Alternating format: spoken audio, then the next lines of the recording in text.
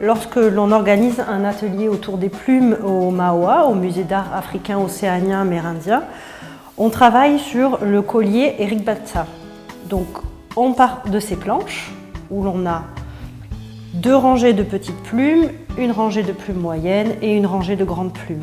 Ensuite, on a un support dessiné qui nous sert à la fin à coller les plumes et un rabat qui se pose au-dessus et qui permet de cacher la partie supérieure des plumes. On pourra coller comme ça les petites plumes, les moyennes, les grandes sur le support et ensuite venir poser le rabat par-dessus pour cacher la base des plumes en haut. Donc sans la planche, il suffit de dessiner un peu toutes ces parties. Première étape de la réalisation du collier, nous allons donc commencer à colorier les plumes.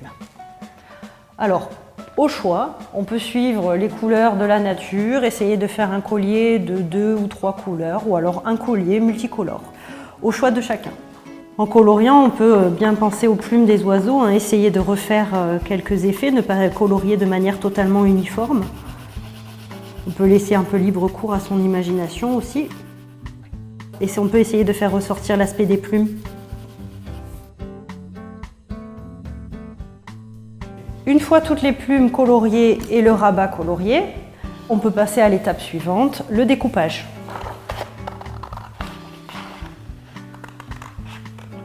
De préférence dessiné sur du papier cartonné, afin quand même de garder une certaine rigidité des plumes une fois le collier terminé. Donc voilà nos plumes découpées, les petites, les moyennes, les grandes plumes, le rabat et le support sur lequel on va coller les plumes et ensuite le rabat pour finir le collier. On va commencer par les grandes plumes et on répète la même opération. Les moyennes, de manière à ce que le bas des moyennes plumes chevauche les grandes plumes. Une première rangée de petites plumes et la dernière rangée. On fait bien attention à toujours disposer les plumes de manière à ce que la rangée du dessus chevauche la rangée du dessous. Lorsque toutes les plumes sont collées, il faut maintenant fixer le rabat au sommet du collier afin de cacher la base des plumes.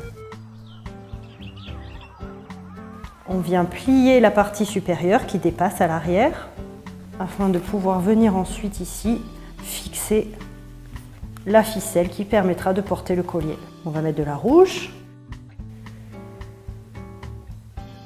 On la glisse ensuite sous le revers du rabat. On vient l'agrafer afin de maintenir la ficelle en place.